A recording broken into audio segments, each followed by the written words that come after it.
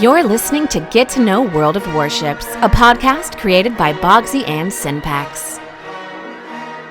Welcome back, everybody. It has been maybe 2 weeks. I am a very bad host, creator, community contributor, all the things that I claim to be. In the last 2 weeks, I have moved in with my wonderful girlfriend, Bree, who anyone familiar with my stream knows who she is. I got a brand new PC, I got a brand new machine, and I possibly got coronavirus. So it's been a spicy couple of weeks. Other than that, everything's been fine. And to make sure that I don't get in any trouble or faint on camera today, I have brought my friend Borla. How are you, Borla? Good. How are you doing today, Boggzy? Well, I don't think I have. I think I'm over coronavirus, if that's what it was, so I'm fine.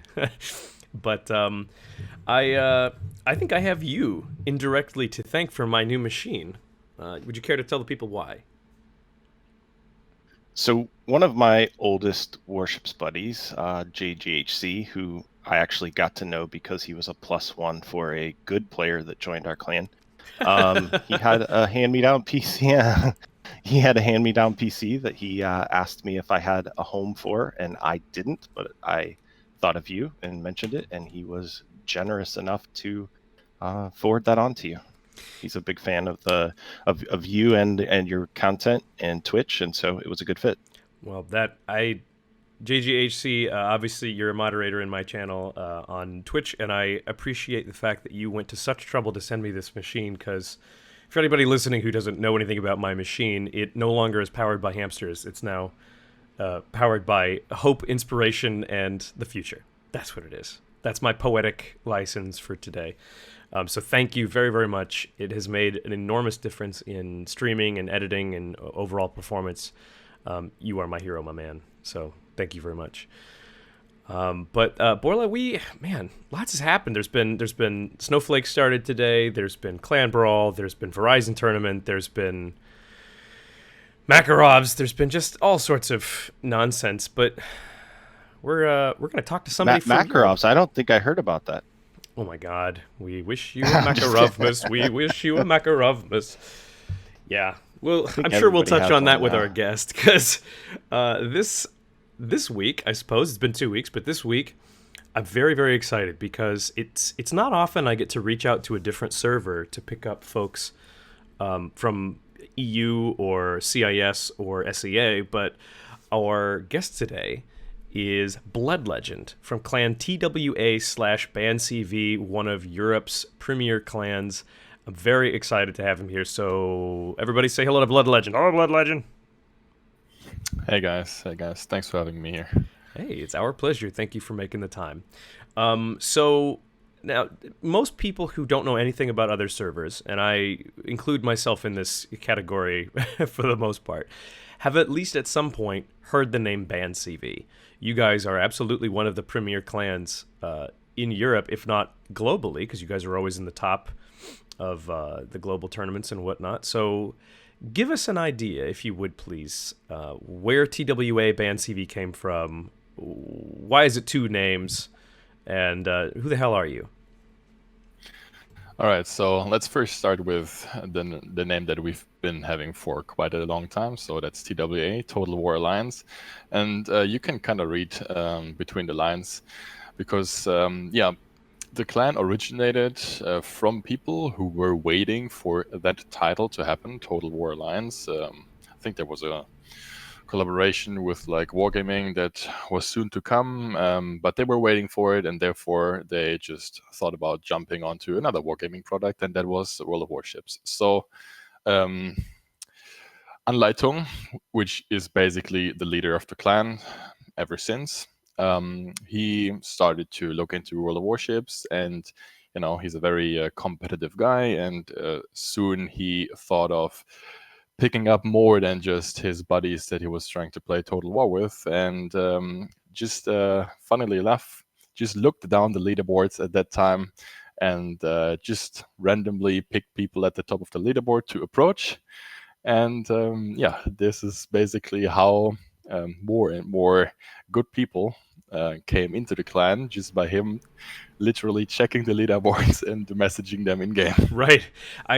Borla, correct me if I'm wrong about this, but I have this inkling that '07 worked similarly for a long time, where they would basically check the leaderboards and they would find people who clearly displayed competence, and they would say, sort of just invite those people, and then triage in and out the ones who had a knack for competitive as well. Yeah, I've seen a lot of clans target people that way, whether it be the leaderboards for PR in certain ships, or guys who rank out in a few least amount of games, things like that. And that's a way a lot of clans kind of got a foundation under them, or some clans kind of punched above their weight by trying to grab to some of those people, especially when clans were an early thing, and kind of corner the market on some of those guys. Yeah, it's certainly a good way of it's certainly an effective way of finding people who clearly have something to offer. It's like if you can hit the top of a leaderboard in something, clearly you're doing something right. So, so Blood, I'm curious, how, I mean, you guys are always in the top, in the top 4 of clan battle rankings, if not number 1 for Europe or even global, and you oftentimes you rank very high in COTS. Can you kind of give us a rundown of the competitive history of TWA? Yeah, so TWA kind of started a little bit late because the clan has been a thing for almost 4 years now. And in the first year, I wasn't actually with them. I was somewhere else. I started off in a German clan, and then, at some part during that year, I went into ALN, which was like of Polish origination, Polish origin. But so that was my first introduction to more international clans. And after that, I joined TWA, which was roughly 3 years ago. And from then on, they really started to kick off. Before I joined, though, they got 4th and 3rd, I think, twice in like decent tournaments. I think it was the early King of the Seas, where it was still tier 8. So they made a decent impression. And right around the time when I joined, they already had gotten the first clan battle win. I think it was the very first season. They got the win, and they were fighting with OMNI back in the day. So I don't know if OMNI is a name that is familiar to you, but they were one of the big clans that everyone was competing with back in that day. Yeah, Blood, I think OMNI is a name that even people like Boggzy and I, who aren't deep into what's going on EU, have heard and have been familiar with some of those guys. Are any of those guys still around? I think some of them ended up with you guys, didn't they? Or still playing and active, or what's kind of happened there? Yeah, so that's a bit of a fun story, honestly, because yes, we were basically competing with OMNI for basically the first 4 seasons. I'm just looking it up, so I got something wrong. They were competing in the first season of Clan Battles with OMNI. OMNI got first, they got second, literally 16 points behind OMNI. And then the second season, TWA bounced back. And that was around the time when I joined. So, yeah, OMNI was still competing until season 6, season 7, around there. But they lost a couple of very, very important players during that time, between 4 and 6, let's say, in terms of clan battle seasons, because some of them got picked up by us.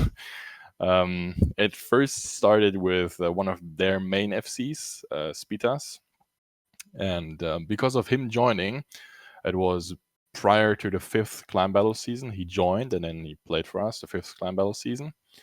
And after that season, he also got one of very old but very familiar names from OMNI. He got him interested in the project, which is RNG Summer. So this is basically how we ended up getting more and more OMNI people, because, Spitas was someone who was working very closely with the, let's say, high command of OMNI, right? He was very much a part of it. And that's basically how more and more people from the original OMNI joined us. So, Boggzy and I are kind of familiar with. There's people moving between clans all the time, and sometimes it's key people, and it impacts rivalries and competition. Was there any bad blood there, or how did that transition? How did that work? No, there was never any bad blood. Honestly, it was we were very respectful to each other, and it was just harsh but good competition, right? So I think Spitas was kind of fed up with the way some things went, like in terms of direction. They were losing a couple of key players. Then new people came in, and they didn't fit in so well, I think. And this is how he kind of distanced himself from the project. And yeah, just a little something to note. OMNI basically started, quote unquote, poaching people off the leaderboards, right? And this has been his thing from then on till now. He loves poaching, right? So obviously he was always in contact with Spitas, right? And then, I mean, it was just the perfect time. He just snuck into the DMs again, right? And he was like, "Oh, hey there, buddy, you want to join?" Right? And yeah, since he had distanced himself from the project just a little bit and was a bit fed up with how the things went, perfect opportunity for us. He joined, and well, he felt right at home. Yes, poaching. It's it's we're familiar with it. Yeah, the I don't know if you're familiar with the fella who founded my clan TNG and also started the podcast that you are now on with me, Synpax. He was notorious and unashamed of a reputation for poaching other people, to the point where there is a meme regarding Synpax's poach bot, and the poach bot goes brrrr because he definitely acquired a number of good people through sliding into them DMs, but it's I think it's all water under the bridge, so to speak, for most people. But I think I told you, Boggzy, my alt account, that runs I have accounts that run the other Killsteel clans. Yeah. He tried to poach that one time. I can assure you, given my knowledge of how the poach bot works, that it was not personal. Yeah, no, I get it. Yeah, but okay, so Blood, I'm curious about this because running one of the most competitive, consistently delivering clans on the EU server, I'm sort of curious as to what role you take in managing the clan itself. Are you sort of here as more of a rep, or are you in charge of the clan necessarily? I just want to make sure I know who I'm talking to properly. Yeah, sure. So when I joined, I had loads of experience with like FCing, leading teams into battle and stuff like this. So I was always into the tactical side, always into the team leading side. So that's basically who I was when I joined that clan. And OMNI knew about this. And I took a couple of people with me while joining them, and started basically just bringing in some ideas, for general strategy and stuff like this. And I don't know, it just happened from there on that I was always in, a very active role, just contributing to whatever target we had set ourselves. And yeah, from then on, it just, I don't know, I started doing loads of work, and at some point he recognized this, and yeah, I actually was doing that job for a long time before I like, officially got designated as deputy commander. But for everyone who wants to know and doesn't know, it's basically OMNI and me just running the thing together, organizing stuff, just keeping everyone busy, having a good time with everyone. We are very much like a people's clan, right? So whenever we tend to poach people at some points, right? But we always make sure that this fits very much into the group of people we have, because we believe very much in that if there's any bad blood in the team, you cannot have that. It has to be everyone on the same page, everybody getting along, because if that doesn't happen, that heavily influences communication and the mood and how you deal with defeats, especially. Well, I'm kind of curious to know what's been the most challenging thing for you, being in charge of, or being at least deputy commander of one of the world's most competitive, groups of people. What was there anything that happened after you became a deputy commander that sort of challenged you specifically in terms of organization, administration, leadership? Was there a thing that happened that really stressed you and pushed you to your limit? Not really, because I've basically been doing this work since I've joined, right? Okay, I started. Obviously, I don't want to be like this guy that just tries to run the clan after he joined, right? So take a step back at first, right? Get to know the people. But then when everybody kind of was comfortable with me, I've been basically doing the same thing since now, trying to, run things, trying to organize things, but really being someone who is kind of a friend to everyone in the clan, right? And this just got me the support from the people inside. And at some stage, he assigned me to that deputy role, but I've been basically doing that sort of work for a long time since, right before I got that role. So most challenging thing is probably just after defeat, whether that be within a series or after, like, we got kicked out of a tournament, right? Is basically getting people back together, not really whining too much about what happened, not really bitching about it or all that sorts of stuff, right? Just get your mind back into the game, whether that be inter series, next game is more important. We can talk about all that stuff that happened later. Just getting that focus back on the next thing, whether that be next tournament or literally the next game. So one quick question. You said kicked out of a tournament. You talking like when you're eliminated, or was there an okay? Eliminated, yeah.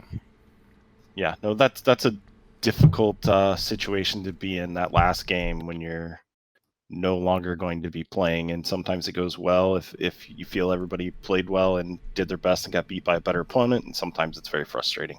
Yeah. So, and that was actually very important twice in a row now in EU King of the Sea finals, because both times we got beat twice by Junk, which is now one of the other very, very good clans on the EU cluster that have been challenging us the last 3-4 tournaments. Yeah.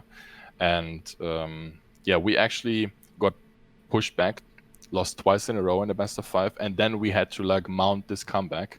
And I very much think that we are able to do this because we have this very, very clear focus on what's in front of you. Don't look back, just keep performing. Huh. So learn the lessons and take the positives out of that. Yes. And build it for the future. So I think we were going to switch gears and go to something totally different than the big serious tournaments or the COTS things. And one of the fun things the last couple of weekends for some of us have been the clan brawls. And, Boggzy's clan in the past, that was a big focus of the former leader Synpax. Because of the sheer size of the group that I'm involved in, our guys have churned through a massive amount of wins the last couple of weekends. How do you guys treat the fun little weekend tournaments like the clan brawls? Oh, it's it's a fresh little something that comes up every now and again. We tend to play it not really competitively or whatsoever, because the format is literally about spamming enough to get the wins, right? So obviously there's no competitiveness in that, but we enjoy those little things. Like, I don't know, the 1v1 was insanely fun to me, but 3v3, just this clan brawl season, right? That was nice on tier 9, and I honestly can't remember what we had in back then, a couple of months back. But yeah, every now and then when there's no CV involved, right? Because we don't really like that class, we just play it to have a laugh, to have some fun. Yeah. Between the serious tournaments. We'll definitely get to that in a second there, but like Borla was saying, TNG always had sort of a little bit of an edge in clan brawls in the past, and we sort of used it as a, I guess I want to say like a team building exercise, sort of where TNG was 3 branches, but it was always sort of considered to be one big clan. So what ended up happening was when a clan brawl would come around the corner, anyone who didn't want to play in the brawl would leave the main TNG tag, and the main tag would fill up to 50 people with folks who were going to play the entirety of the clan brawl night. This is, of course, when, it was just one night for 5 whatever hours, and then we would just spam games. And we could do that. We could spam games competently and run away with it every single time. But they just changed it, of course, so that it's 5 days, 5 hours a night for 2 weeks. And we all sort of went, and there are mercenaries. You can have, as long as one person is leading the group from that tag, then you could, in theory, fill it up with 4. And we sort of just went, this is too much, we don't want to do this. Yeah. So we definitely experienced some burnout, and actually it caused, there was some odd strife that came up at the end of the first weekend. I don't know if you guys experienced this, or maybe Borla can weigh in from another big clan that you guys, KSC, obviously completely ran away with it this time. We had folks get upset on the last day of the first weekend because they sort of thought we weren't taking it seriously, and we were like, after the first 4 days, we were sitting on top of 140 wins as a clan, and we were all just, we can't play this 3v3 anymore, especially 3v3 with Epicenter on 2 brothers. We were like, this is maddening. We can't do it anymore. I mean, I guess it's a question to either of you. Maybe we could start with Blood, but did your members take any issue with this format, this new format for brawls? Did they like it more or less than the old way? Honestly, I couldn't tell you, because we don't really play in it too actively, right? We just literally see it as something, something fun in between. So we don't really go hardcore on those clan brawls. So yeah, I mean, okay, some things have changed, but not really that it affected us in any major way. Sure, yeah, fair enough. Borla, you guys, your boys obviously took us to the mat. I'm kind of curious to know, what was the experience from your side? It's kind of funny because the 3v3, a week and a half ago, the guys love that because it's a fun format, 3v3, and they can play with whoever they like the best and whatever. And we pretty much just kind of roll out the kickball and say whoever shows up on the playground, we're going to play at 3 o'clock and pick up teams and go. And the last day, we realized that we had a pretty good chance of taking #1 global. And I think we had like 200 some wins over the first 4 days. And we had never pinged anybody on the Discord, never done anything organized. It was just people knew that was a great way to grind Captain's XP, Elite Captain XP and Free XP. Yeah, and with sure. the rework coming, the Elite Captain XP was really attractive to people. So literally about 75 or 80 minutes before Sunday, I put out a ping saying, hey, you guys want to go for this? And it wasn't like any pressure. We didn't move guys around. We didn't plan anything. And we churned out 117 wins the last day. And then kind of this past weekend, it was the same thing. Like, it wasn't an organized effort to do it. We have several good CV players. So we always had, the CV for the 5 guys. And I think we did it with like an 86% win rate. So it wasn't, like, we just have a big group of guys, and they were really doing a lot of it for the Elite XP. And because guys would just hang out with their buddies, or this was an opportunity, some of our guys are friends that aren't in the same competitive level. Maybe they're not the push team, so they're buddies somewhere else in the clan, but it gave them an opportunity to kind of hang out and have a good time in a, very casually competitive environment with the guys that they enjoy hanging out with. And I I went and played with some KSD guys and some KSE guys that I normally wouldn't play with a lot on some nights. I CV'd one night, which I never, ever should be allowed to do. But we just had a good time with it. So the guys who didn't, some guys took certain nights off. I only played like 2 nights each time and just had a good time with it. Yeah. I mean, it was definitely a social, a social engagement that everybody took differently. So it sounds like you guys had a good time with it, and that's good. I want to move us towards the break real quick, so that we can come back and we can talk with Blood from TWA/BANCV about a little bit about the Verizon Tournament specifically. And maybe learn just a few more things about that culture. Maybe learn a little bit about the EU server as well, because I'm always a little, I don't know about the rest of you who are listening, but I'm always a little mystified when I learn new things about the EU server. So let's do this. Let's ask Blood here to sink a ship. We'll take it to break real quick, and when we'll come back, we'll find out what he wants to sink. So, Blood Legend. Here in America, if you don't like something, you get on social media and you accuse it of something and it disappears. It's amazing. So what I'd like you to do is I'd like you to pick one ship in this game. I'd like you to go to Twitter and say that ship said a bunch of inappropriate things or harassed at the workplace or any of these things, and it's going to disappear. It'll just go away. You'll never see it again.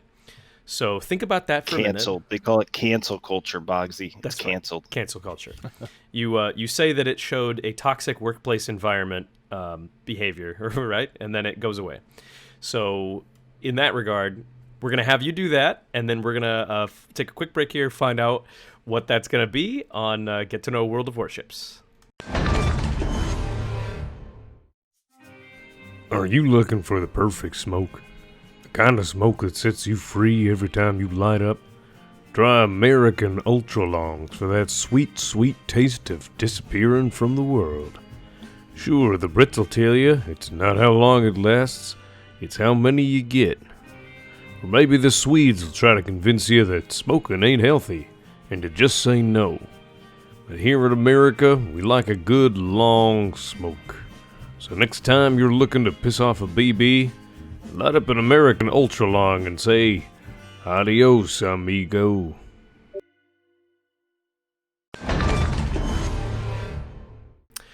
Okay, we are back with Blood Legend, Blood from TWA/BANCV from the EU server. I'm chatting with Borla. My friend has joined me as a co-host today. And I think before the break, we asked Blood to sink a ship. So, what's the European taste going to be? What can you simply not tolerate?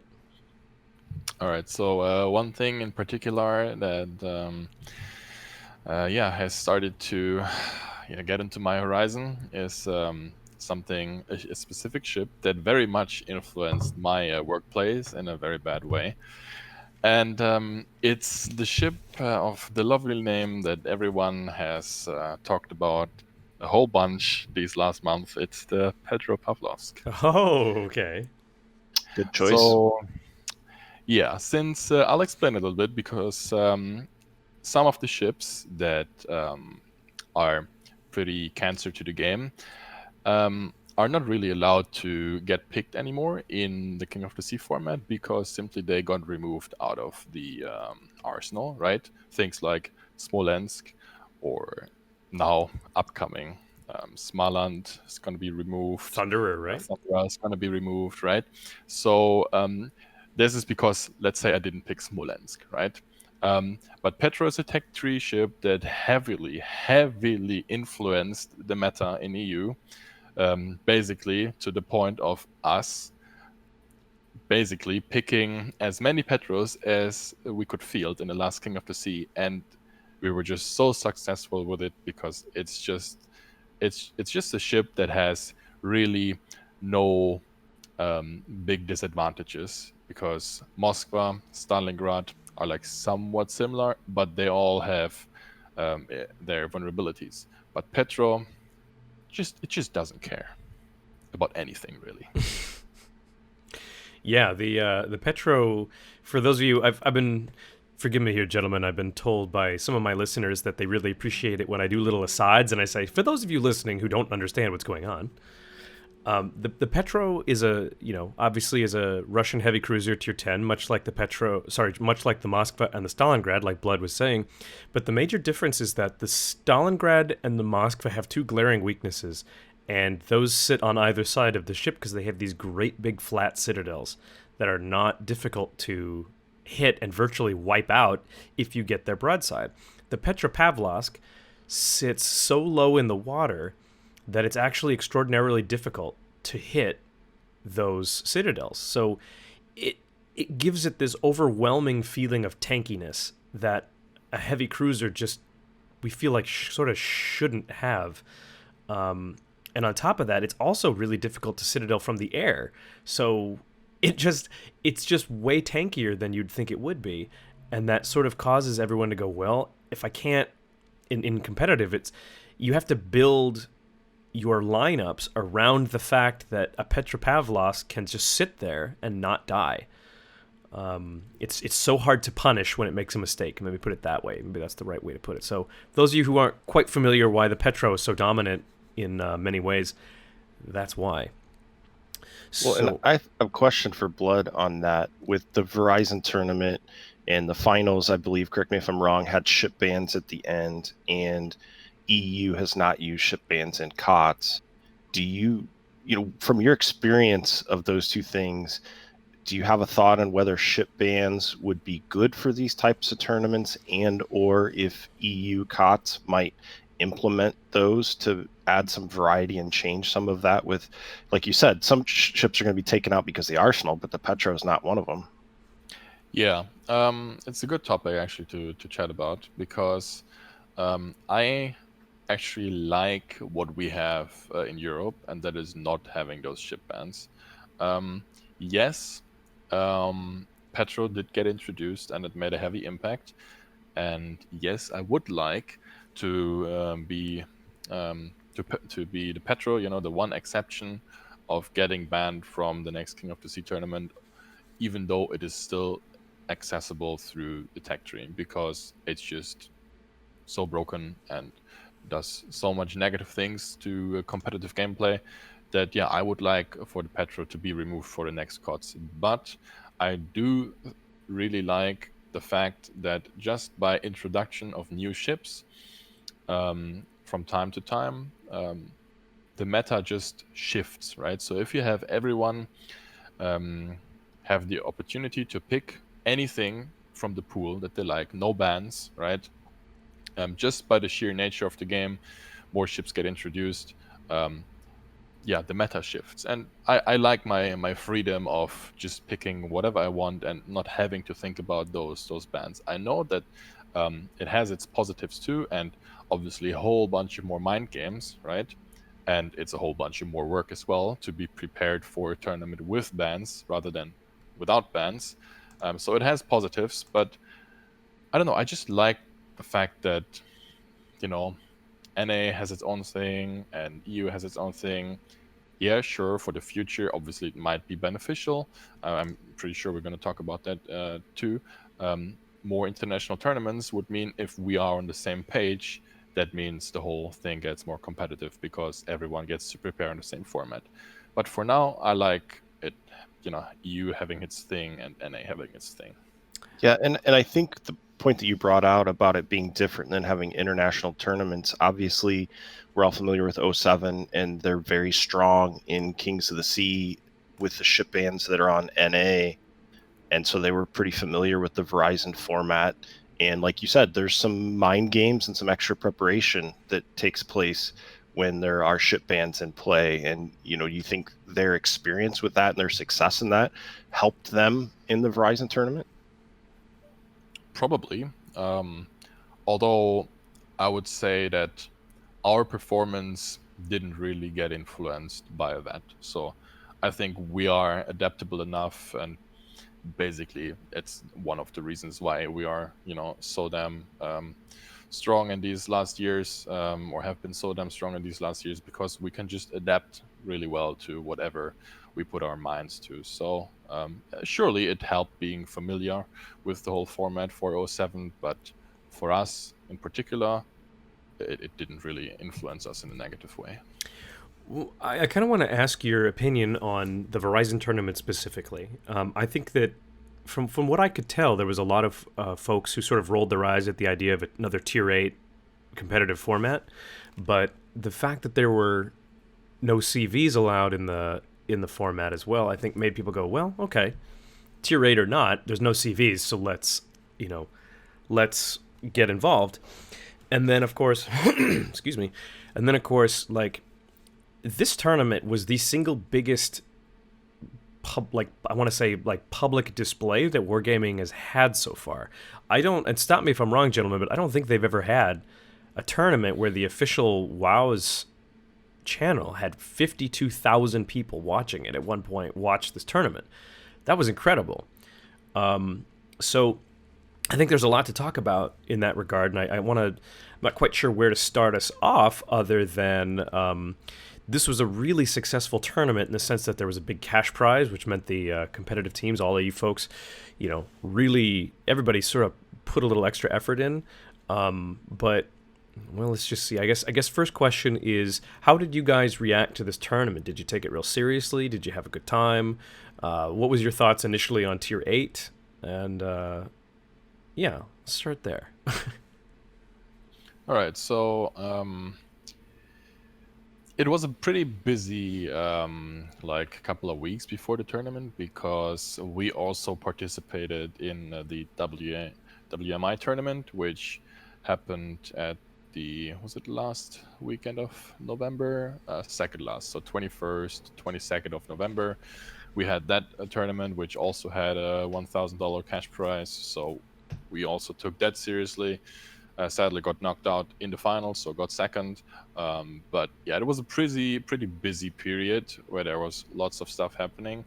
And yeah, as a competitive clan who's been at the top for so long, obviously that was a good opportunity to also prepare for Verizon right after the WMI thing, because yeah, it's kind of something to excuse me, it's kind of something to just, I don't know, there's cash involved and we've put in so much time, right? And okay, if we can now treat ourselves with, you know, getting some money off of the thing that we've been doing the whole time, then sure, that's great. So there was really no reason not to participate, because we knew that we could get it to the top, and we knew that we could just earn some money for all the time we've put in, basically. Right. What do you think it was about this tournament that made it so popular to watch? Do you think it was the cash prize that just got more attention to it? Do you think it was the fact there were no CVs?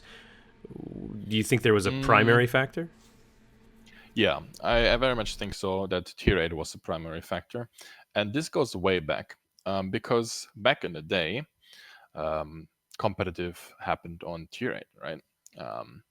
And basically, I've been doing competitive World of Warships since the very beginning. Like, yeah. And we were doing tier 8, and it started with the team battles and OMC Cup and all those tournaments that got things started. OMC Cup was the one big tournament in EU before King of the Sea was invented. And yeah, tier 8 to me is still the best competitive tier there is, just because of a couple of factors. Just to name some of them: long range radar is limited. Radar ships much more squishy, so you can't spam radar ships. The ranges at which ships can operate is reduced, making it way more dynamic, forcing more movement. If you decide to play with CVs, which I don't like, they are also less strong in that regard. If you leave a couple of exceptions like Enterprise and stuff like this out of there, so don't want to get into CVs, don't like them. Yeah, just these combined things to me make it a much more enjoyable experience while playing, but also while watching, because it's dynamic, it forces movement.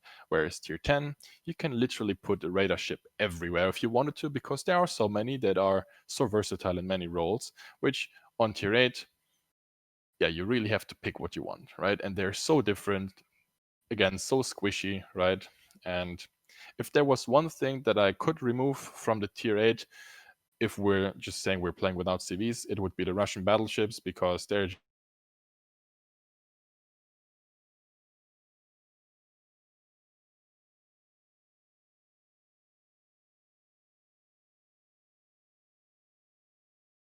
for my like. Yeah, I think we lost you there for a second, Blood. Oh, damn it. That's okay. Can you go Yeah. back maybe 10 seconds? Because I didn't hear The what Russian you battleships is where we lost you at. Yeah.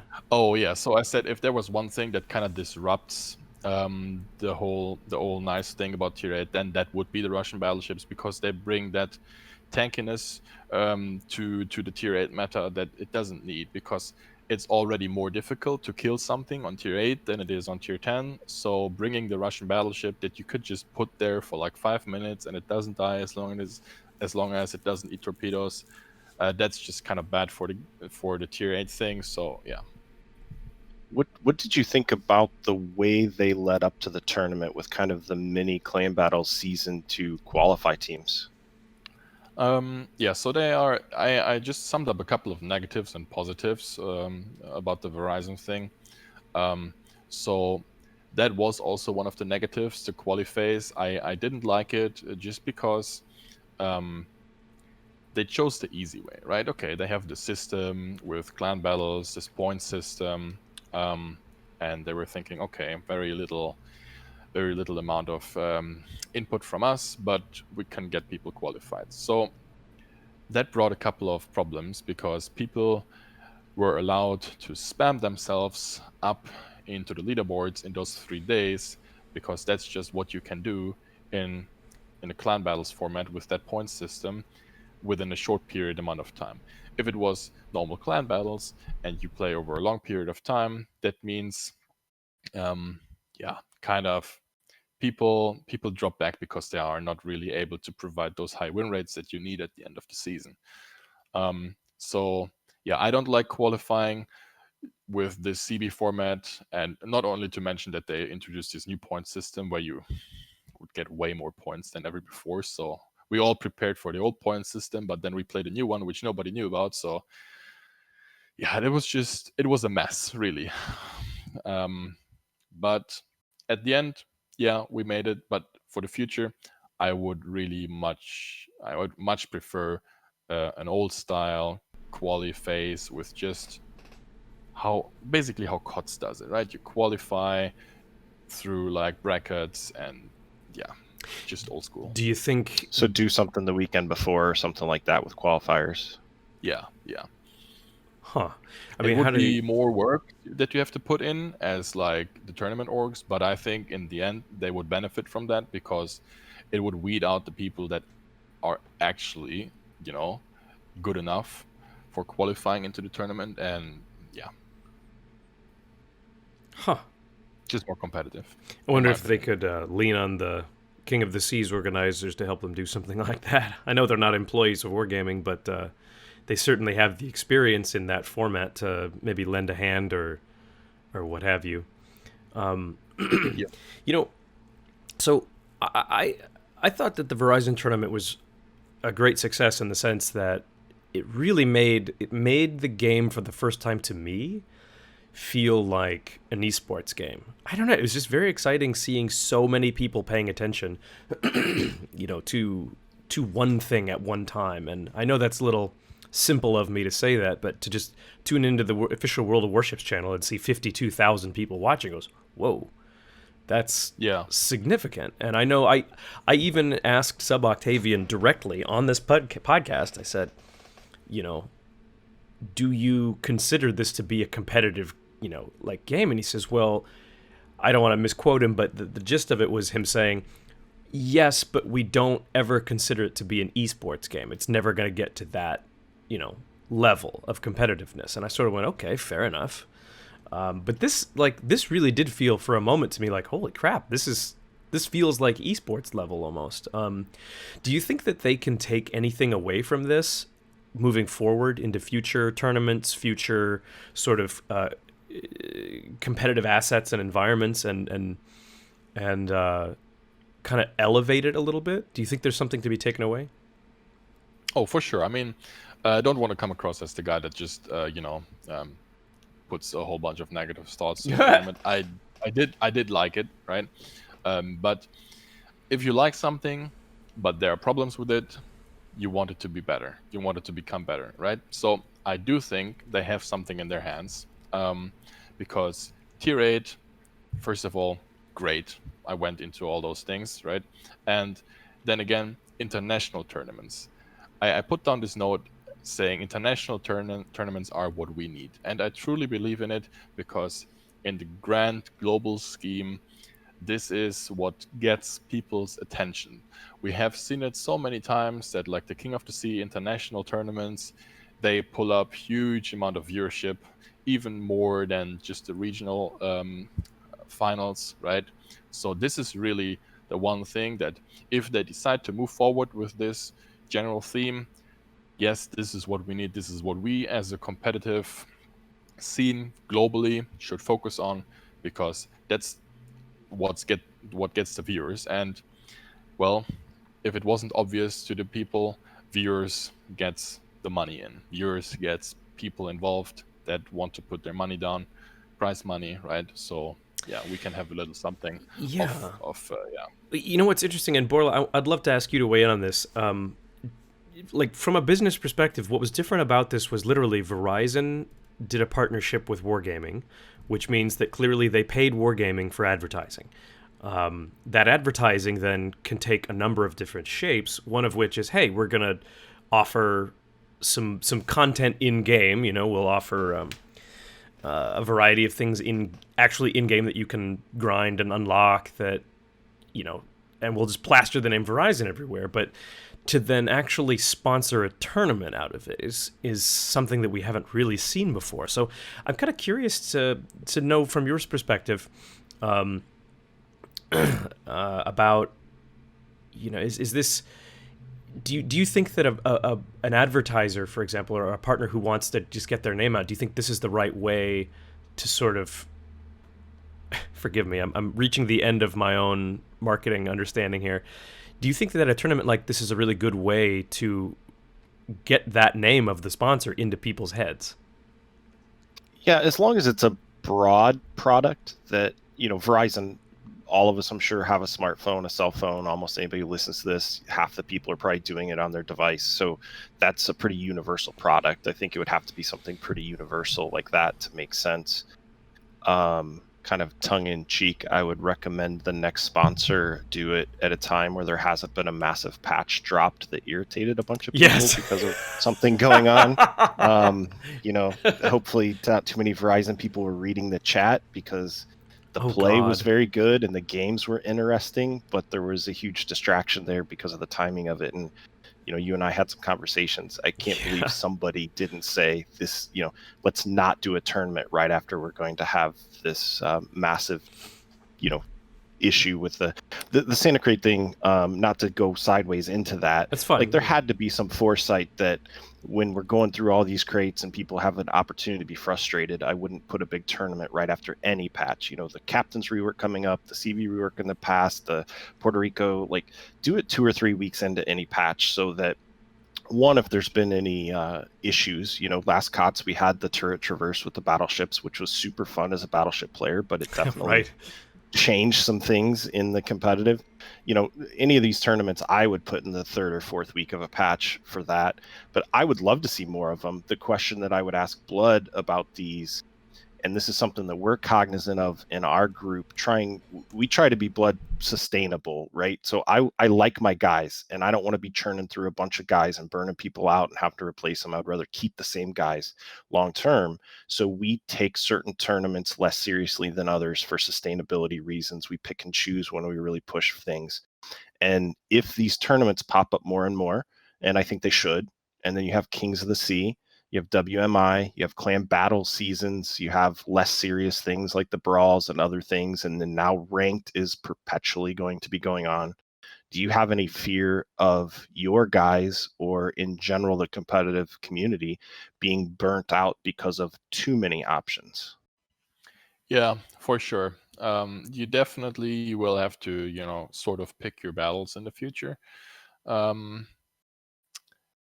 us, it was a little bit easy going, especially at the summer, because, early summer they started to introduce CVs into clan battles, and then we were basically saying, nope, we're not having this. Um, After 8 consecutive seasons, 2 of which we didn't win, and 6 of which we won, we decided, okay, no, this is not competitive for us. This is not worth our time investment. We're not going to participate in this.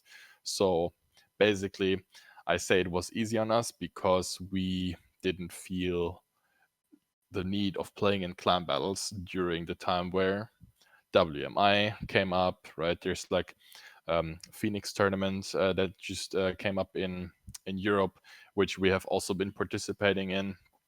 Um, Actually, little fun thing, just the last weekend, like last Sunday, we actually won the whole thing, so without dropping a whole game. So yeah, there's also a nice tournament coming up. But yeah, we definitely stressed ourselves out a little bit during the end of the year because like I said, it was like preparation for WMI, and then there was Verizon, and then now there was the 7v7 tournament, right? So in the future, and we didn't even play clan battles, like I said, and now ranked is coming up. So yes, I do believe that in the future, you just have to really put your focus on things that, well, you just want to participate in, right? So we sit and think about the competitive landscape, and COTS has maybe the biggest name out there. It's the one that's been around for a long time. People care very much about it. WMI has been something that's gotten a lot of attention. It's fairly new. If Wargaming puts out these tournaments that have cash prizes and have audiences of 50 plus thousand people watching them, what is going to be priority for you and your group? Like, what is going to attract you to say, this is the thing that I'm going to focus on? And then conversely, what's going to be the thing that's going to make you say, this one, I think we can pass on. It's not worth the effort. Yeah, so I think King of the Sea will always be the most prestigious thing there is to date. I think moving forward, they will only grow bigger and bigger. They're fairly tight with the wargaming employees. So moving forward, I think they will also benefit from the Verizon success. They will probably make sure that they could maybe integrate themselves into this whole thing. So COTS will always be number one. Yes, if Wargaming makes like their own tournament, right? Like Verizon or whatever it may be in the future, and they separate that from King of the Sea, okay, we would have to look at that. But for now, we don't know if they will be doing this. But obviously, that would catch our attention.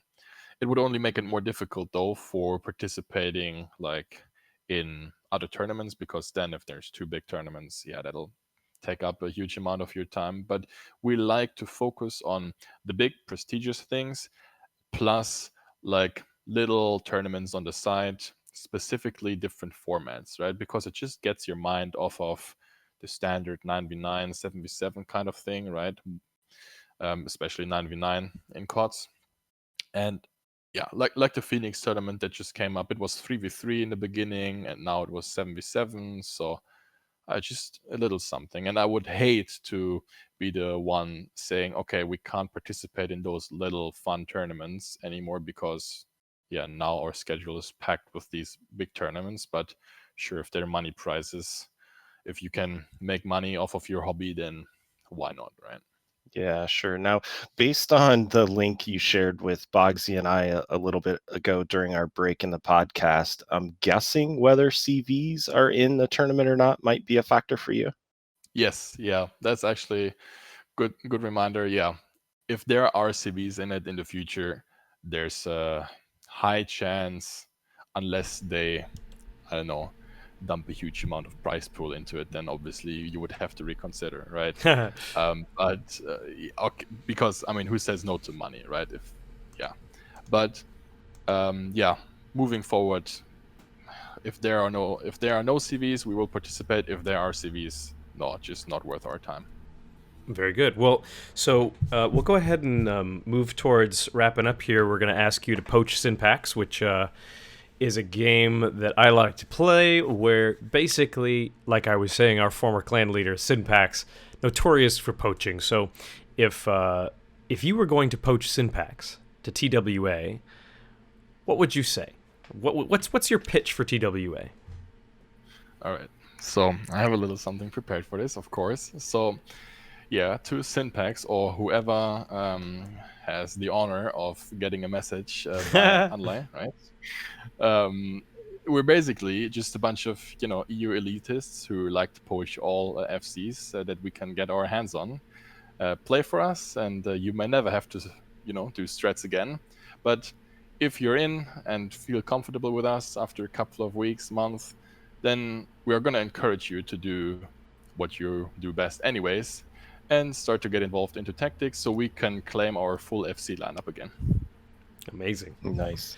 Well, so you brought a video for us as well, and the folks watching won't be able to see it. They will be able to hear it from my side, and then there will be a link to it down below. So I'm going to go ahead and play that. You guys are welcome to play it on your end as well. So here we go. Hey there, are you feeling fed up with all those CVs? That non-stop spotting? What the fuck was that? We have the solution for you. Based on the secret formula of OMNI X-Pack, we present you the BANCV spray for all your CV repelling needs. Switch to bottle. Learn to enjoy your game by removing its broken class.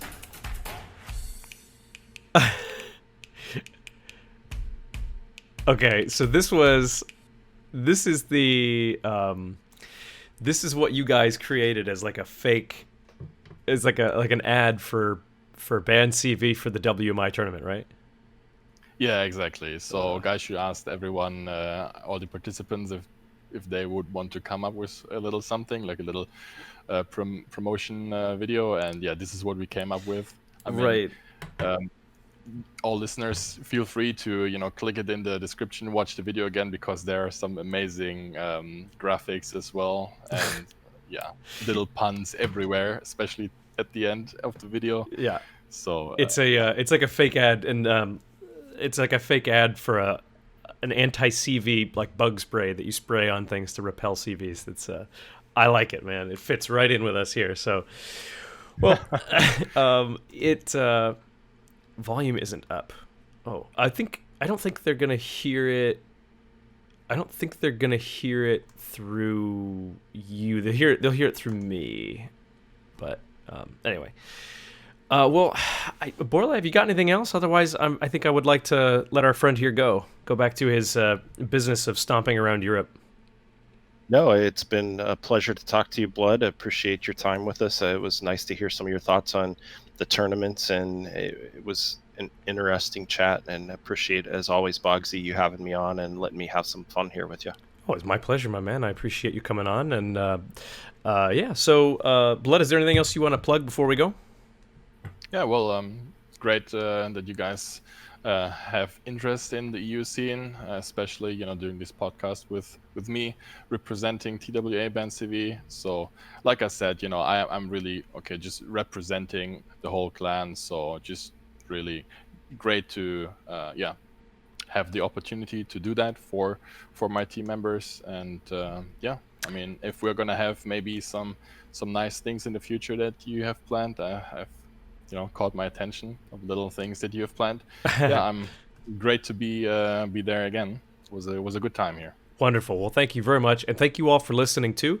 There will be a link down to any links that Blood wants for maybe the TWA Discord, if that's open, for the promotional video that we just played. They'll be down in the description below, along with silly things like my YouTube channel, my YouTube channel, my Twitch stream, all that. So thank you to Borla, thank you to Blood Legend, and once again, thank you JGHC for the new computer, my man. It's Did you have to send me any pictures to get that, Boggzy? I really don't want to talk about that. No, he was very kind. He sent me a whole new machine. It was packaged up. He even packed it in foam. It was included a little instruction on how to remove the foam, because he probably watches me and knows that I don't know how to take foam out of a box. He's like, I like to troll. I like to troll him, but he's one of the best guys around for real. Yeah, so if you guys, everybody listening, if you see JGHC from the KSED XYZ C clans, please send him an 07 in chat and give him a compliment, because he did me a huge favor. So once again, thank you to all of you who listen. It's a pleasure to make this for you. I'm glad to be back to making these. So we'll catch you next time on Get to Know World of Warships.